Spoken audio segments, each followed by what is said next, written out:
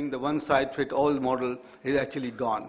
What we want to do now is to really come back to the states, go back to the ground realities, and have and encourage a decentralized bottom-up strategy for planning, because I think it's quite now clear that each state in India is a country by itself with its own initial conditions, its plurality, its diversity, its own, its own culture, its background, and therefore what is relevant for Kerala will certainly not be relevant for Manipur. And this is what we need to do, and this is where I think a state-specific strategies are important.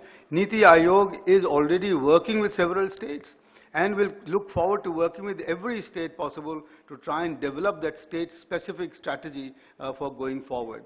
And then, as the Chief Minister, the Honorable Chief Minister already mentioned, we want to be a repository of new ideas.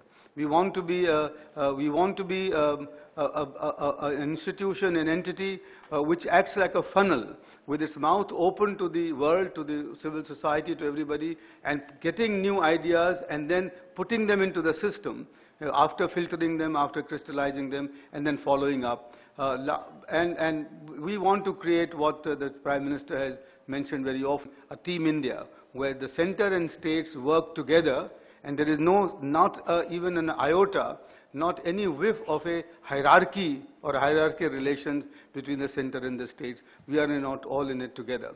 Next. So you see, this is basically, I want to give you a background as to why 2022. And here this is the Prime Minister, I think I'm just elaborating on his own vision, which is that, in India, our first war of independence, our first movement of independence was in 1857, as we all know. That was led by kings and queens and feudal lords, as you remember. And after that, it sort of became a movement of the elite. And for a very long time, it remained a movement of the elite. Even the Congress party, where it was formed with Albert Octavio Hume and with Dadabhai Naoroji, etc., remained a kind of an elitist activity for a very long time, with its own meetings, etc., until the arrival of Mahatma Gandhi. And after the arrival of Mahatma Gandhi and his campaign all over India, when he went to all distinct parts of India, etc., culminating in 1942, when he said, "Quit India." He just simply by saying "Quit India," by giving that call, he made an independence movement a mass movement. Every peasant, every Indian, every student, anybody, anywhere working in any part of the country, then joined that movement of saying that the British should leave India. With this Lokman Tilak, Swadhinta, Janam Siddh Adhikar, people like, Lajpat Rai, and so on. Independence became a mass movement.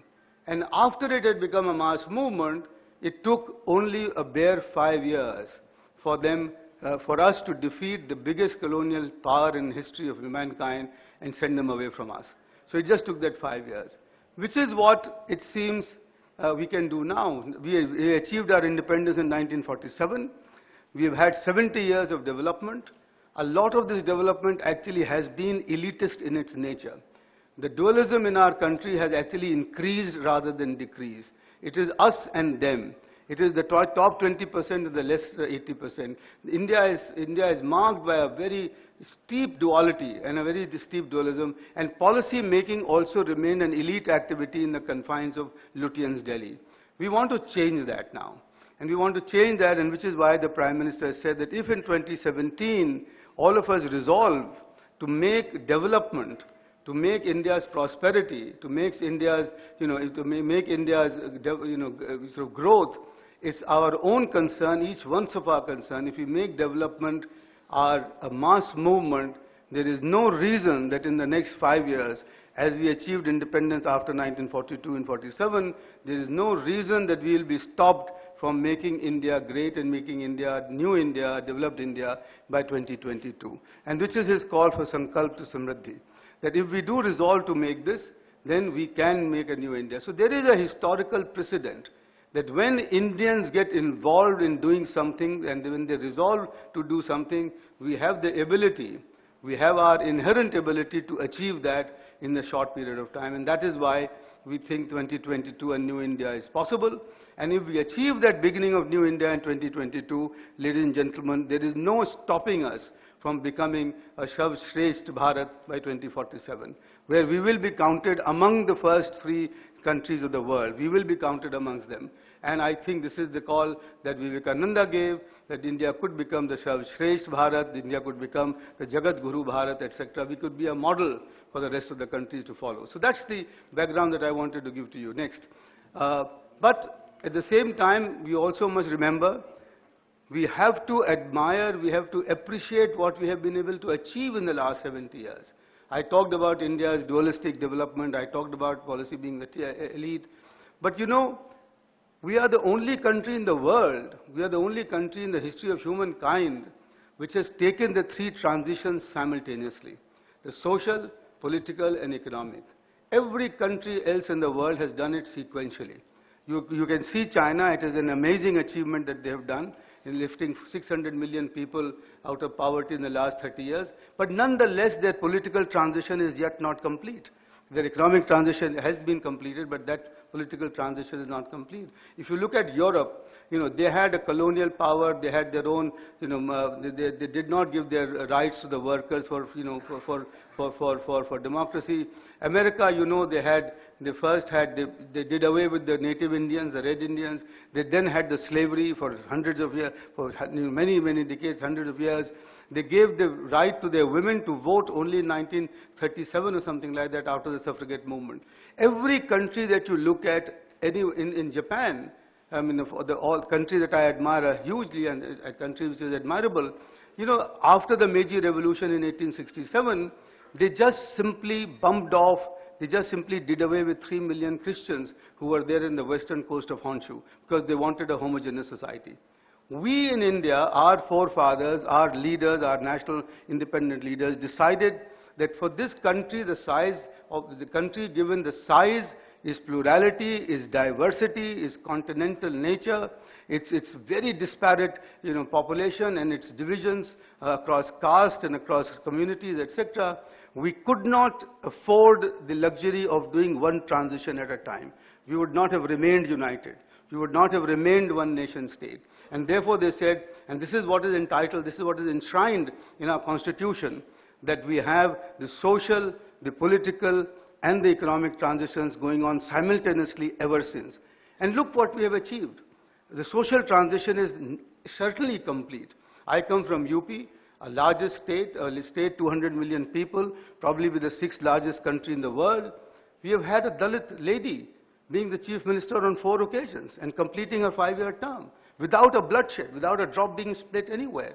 I mean, our political, that's our social transition, and that's an example of that, and you can find that example all over the country, you know, from the south, Tamil Nadu, to the north, everywhere. Our political transition is complete. Our federalism, which was only a beginning in the constitution, is now so deep and so entrenched that states are now talking about sub-national sovereignty. The states are talking about their own sovereignty, and the fact that Niti Aayog is now trying to work as a partner with all the states shows that our federalism has come a very long way, and our constitutional entities are safeguarded by all the things that we have achieved. Our economic transition is still in the making, and that's the one that I'm going to be focusing on.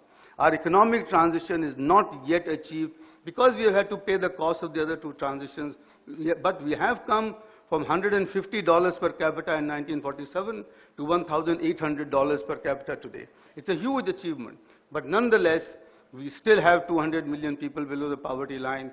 We still have a lot of, the blemish of 38% of our children being born, malnutrition and so on, affected by that.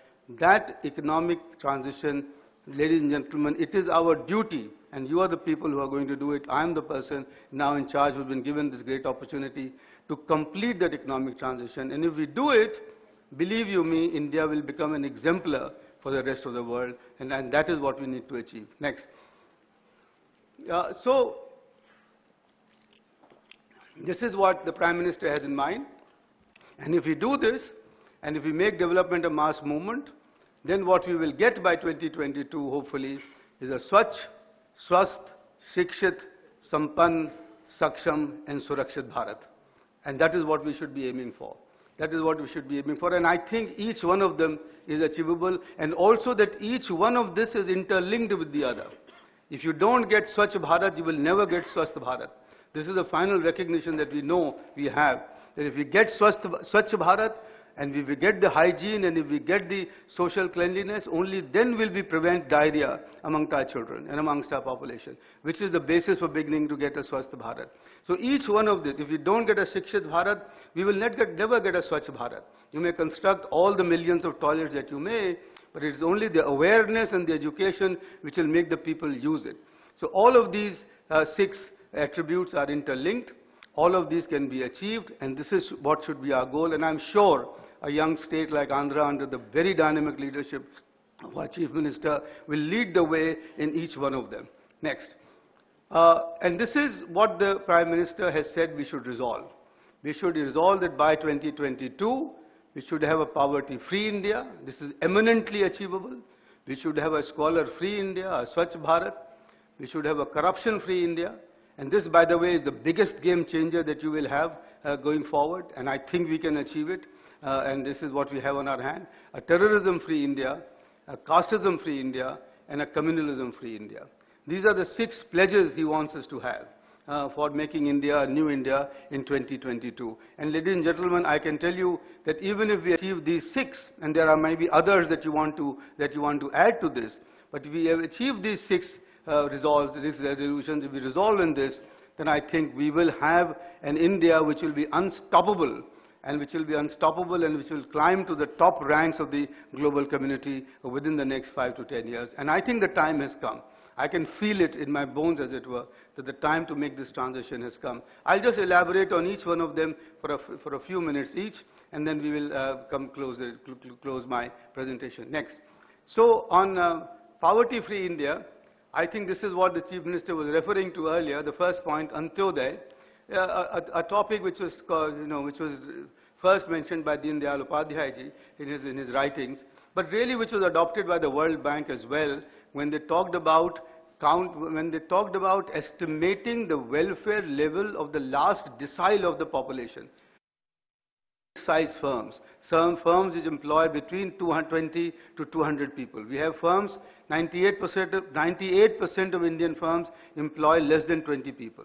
Only 5% employ more than 200 people. And we just don't have these firms in the middle, which should be the guts, which should be the real basis of our economic development. In Andhra, I hope we'll be able to create that. And we do want to reach, if we want to remove poverty, we must move from 142 to 100. We have moved already.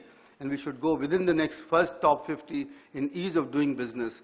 And I was talking yesterday to the conference of electronic hardware manufacturers made, and I was saying that if electronic hardware requires a special focus and treatment, which it should do in Andhra, then maybe we want to create an index of ease of doing business for electronic manufacturing. Because that might be different from that which is required for textiles and garments and leather, etc. Because that does require an ecosystem which is different. Electronic hardware manufacturing is very different, and I think we need to concentrate on an ease of doing business ranking ecosystem for them. Doubling the farmers' income.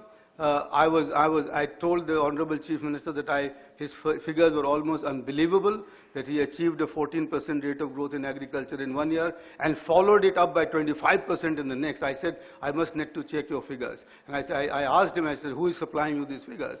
And then he told me that this has happened because of the shift from primary agriculture to horticulture and floriculture, etc. Now that's the change we want to make. We want to shift from being traditional, from making our farmers simple commodity producers to producers of agro products, which have been graded, segregated, tested, and agro-processed. If we can connect our farmer to the agro-processing and then to the final consumer, there is no reason for me to believe that the farmers' incomes cannot be doubled in 5 years of time. Anybody who tells you otherwise, that on the basis of our last 20 years, where output has grown by 3.2% or agriculture growth is 4% and therefore it will take 22 years to double your farmer's income, is simply not talking right. We can double our farmer's income if we make the transition from commodity agriculture to agro-product agriculture and modernize our agriculture, which we can do. The last one I'll leave out for a while, de-risking the farmers, but that is equally important. The farmers are vulnerable today. We need to de-risk him. The Pradhan Mantri's Fasal Bima Yojana is a step, but only the first step in that direction. We need to do much more by taking other steps. Next. For a poverty-free India, the next one is we need to look after that one top thing, and I just want to draw your attention, ladies and gentlemen, to just one thing. This is a blemish, this is a dhabba, this is a stain on our national record that we cannot afford to live with. 38.4% of our children born stunted or suffering from malnutrition, which leads to wasting, which means that their mental development cannot be the same as it should be, is below normal. How can we talk about a knowledge economy with that sort of a statistics? If you want to build a knowledge economy, the first thing that we have to do is to actually remove this malnutrition and achieve the Kuposhan Mukt Bharat by 2022. If we do nothing else, by 2022 and only achieve this, I tell you, ladies and gentlemen, we would have done our country great pride and a great service. And I tell, if Andhra can lead in this one particular indicator, and in Niti Aayog we have already launched a nutrition strategy. The Prime Minister has made me the chairman of the National Nutrition Mission, which he announced some time ago, and which he will be talking about again next month, where all this, several of my ministers are a member of that nutrition mission. We will be watching like a hawk on every state, on every district, how this nutrition mission is coming about. We are using the latest technology for this. We will have real-time data dashboard on this, and I am hoping, and I am really hoping that Andhra will lead this effort, because this is the effort which will be the bedrock of every achievement, any achievement that we want to make. The rest actually we can do, we are, by the way, we have already launched in Niti Aayog, a school education quality index. We'll be ranking our districts and our states on that index with a test, with a random test every year or every 6 months, I forget, for classes from 2, 5 and 8. We'll be conducting those tests by outside agencies, and that is a preparation for re-entering PISA, the International Student Assessment Test, which we took part once 5 years or 7 years ago. We came last, with our Himachal and Maharashtra being entered, Tamil Nadu being entered in that competition. India stood last in that. We want to improve that. Then the government decided that they don't want to take part in that test. That denial mode has to end. We have to go back to PISA, and we will enter that in 2021 as a result of what we are doing now. Beti Bachao, Beti Padhao is something that I think is dear to both the Prime Minister and the Honorable Chief Minister, and I don't want to mention anything more about that. Next. This is the infrastructure, something that my colleague, my friend Nitin Gadkari Saab is very fond of emphasizing. This is actually one of the key to poverty reduction. People very often don't understand the link between infrastructure and poverty reduction. If you don't have roads in the villages, it's the poor which is stranded in the village and cannot come to the city. If you don't have roads in the villages, it's the poor, the small farmer that cannot send its product to the nearest mandi or to the nearest district. So I think, I think it's quite evident that infrastructure has to be there, and some of the schemes that we have taken now, especially Udan and Sagarmala, and finally this Gram Panchayat with broadband, the fiberization of our economy, of our country, where hopefully one day, very soon, every village and every household. I was quite shocked yesterday to hear that pretty much every household in this state would get fiber, and will therefore get for amazing sum of 149 rupees, the recipient of all the channels and the telephony and all of the rest of it as messaging. I hope Andhra will achieve it tomorrow or the day after, and then the rest of the country will follow, because that's the future. From actually making the people use the facilities that they have created. Because I think that's extremely important, because it's not just the mere construction of the toilets, but their use which is important. The Clean Rivers program, I think, is something that we in the south are much better at than we are in the north. In the north, we keep worshipping our rivers, but treating them very badly all the time. And I think this is something that we need to do away with. And Namami Gange might well lead the way, because I now know, I'm aware now of all the progress that is being made there. but we have to achieve this as soon as possible. And the clean energy, the Niti Aayog is now being made in charge of the mission for electric mobility. We are going to come up with a plan of action very soon. We are holding a conference on the 9th of February where all the stakeholders are going to be invited. And we hope that by 2030, we may well see no more internal combustion engines being manufactured in India. That's the idea, that's the plan of action. Let us see whether we get there or not. Next, a corruption-free India. And this, ladies and gentlemen, concerns you directly. But what we achieved, I've been a supporter of demonetization ever since. I think I first made my first writing in 2007 when I was the member of the National Security Advisory Board. And I said this as a security measure. I said if you don't do demonetization, India's security will be jeopardized. Simply because it had become the fashion to earn whichever way you could and then hold your head high in society.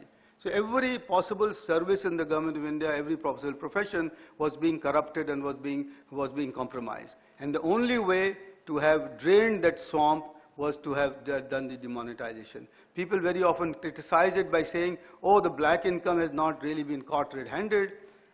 Believe you me, the black income has become, the black wealth has actually at least become grey, because it is now all sitting in the bank accounts, which are being monitored very closely by the banking division and by the CBDT. And you know, you have seen a 19% jump in the direct tax collection and in the direct tax net as a result of this. So that is what is this. The goods and services tax is again a historical step that has been taken. Not only will it unify our economy, but it is now forcing a formalization of all the business and commercial units and businesses in the country. Now that's a very, very big step. 40 to 50% of our economy was unformalized. With the GST, it will have to be doing this. And despite the initial hiccups that we have, I can assure you that in the years to come, you will get at least a 20% increase per annum in revenue collection as a result of GST as we go forward. The direct benefits transfers, the Aapka Aadhaar, Apne Dwar, at least we've done a savings of 57,000. Let me come to the e-governance, and I think the time has now come, and the Prime Minister has at least made it very clear, and I think the Honorable Chief Minister has also done that, that the old story of India being a soft state, a soft government, a corrupt government, an endemically unperforming government, I think that story is just gone. It's now old history. What we are now going to achieve is a government, is a state which is a development state, which is an accountable state, which is a transparent state, which is a clean state and a clean government. So, ladies and gentlemen, this is the beginning of a new India in terms of the e-governance, where accountability and transparency will be right at the forefront. And this, I think, at least the Prime Minister is completely committed to it and will keep pushing in every which way for achieving that. So, and I think this is where something we need to adopt, because if we do that, then the gulf between the private sector and the public sector will close. And in fact, we can start competing with the private sector. And I'm sure we in the public sector are better than those in the private sector. And if we want to achieve a better delivery of public goods and services, I think we'll be able to do that. And once we do that, the rest will follow. Once we do that, once we achieve an efficient delivery of goods and services in our economy, public goods and services, basic education, basic health, law and order, infrastructure, street lighting, all that, if we do that, the private sector in our country is so capable, as capable as us, that this country will become unstoppable. Next. On the fourth freedom, that this is something that we are already have achieved almost. There are some states which are not, which are not yet there. The state of Andhra, with its greyhounds, has contributed significantly to that. I used to be a member of the left-wing and extremist monitoring group in the National Security Advisory Board. I've recently been to Chhattisgarh. It's a fight that I think we are winning slowly but surely. And we will win it as our young people get more involved in our economy. We will achieve this terrorist-free India by 2022. Next, the terrorism-free India. Again, I think this is you have seen that these are the measures that have been undertaken. I don't need to elaborate on them. But the most important one is, of course, the modernization of our police force. and the filling up of the vacancies in the police force. There are unfortunately probably a couple of million vacancies if you put all the states together in our police force today. We need to fill them up and also at the same time modernize our police force. Next. On casteism-free India, again, I think this is, you got some figures there, the lower poverty, high literacy rate for SCs and STs. Positive discrimination has produced the desired results. And I think it is now time perhaps also to review it and to see how we need to change that to make sure that it is the bottommost people in the pyramid which receive the benefits rather than everybody who's in a category. The Pradhan Mantri Adarsh Gram Yojana will help in doing so, and all villages selected will attain model villages with status by 2022. Next. This is something again which is extremely important. We can be and we are perhaps today the model which the rest of the world can follow in how communities can live together while respecting each other's background and traditions, etc. Europe is unable to do this. Europe is now fighting a battle because they're not, Christianity and Islam don't seem to be gelling together. But we are with our Sarv Dharm Sambhav can be the sort of nation which can show as to how we can achieve a community living which is peaceful and which is which respects each other's spaces and traditions. Next, this is therefore, if we achieve all of that, this is what we can get to in 2022. And this is the quote from Mahatma Gandhi, which is that we want to have an open India, an India which is open to all the ideas in the world, and which is what we can create on the basis of our own traditions and our own philosophy and our own value systems. So that is what we are. And just one sentence here, that in the West, in the Occidental philosophy, man was supposed to conquer nature. In our philosophy, man is supposed to live with nature in an harmonious relationship. That is what is meant, that is what we have, which is very different from them, which is why we are the natural environmentalists, which is why we can create the new India which is sustainable, which is environment friendly, and where nature and humanity can both thrive as we go. And also, the last sentence there, that we are also a naturally gender balanced society, which has become different over the centuries, over the years, but we can go back to being a gender sensitive and a gender equal society that we were traditionally on. Next. Looking ahead, ladies and gentlemen, I come to the end of my presentation. Next, we want India to be embracing the fourth industrial revolution. That is it tomorrow. That is it. We have to do all of this, but after 2022, and our eyes on 22 should be focused with this in mind. Today we are seeing the most disruptive technologies coming along in the world. There is a Singularity University in San Francisco where machines and human beings are talking to each other and replacing each other. And that is what they are experimenting with. And we need to make sure that there is no trade-off between all of this and our biggest need today, which is employment generation. But that's our biggest priority. That's our biggest need. How are we? We have to use our creative abilities to remove that trade-off and show that we can do this. And again, Andhra is so well placed because with its tradition of knowledge economy, this tradition of innovation and science to be able to lead this country in this respect. Next, we also want to achieve this, because that if we do this, India already has a great credibility because of its triple transition in the global community. But we need to get our place on the global order, in the global high table of global governance as a recognizable entity.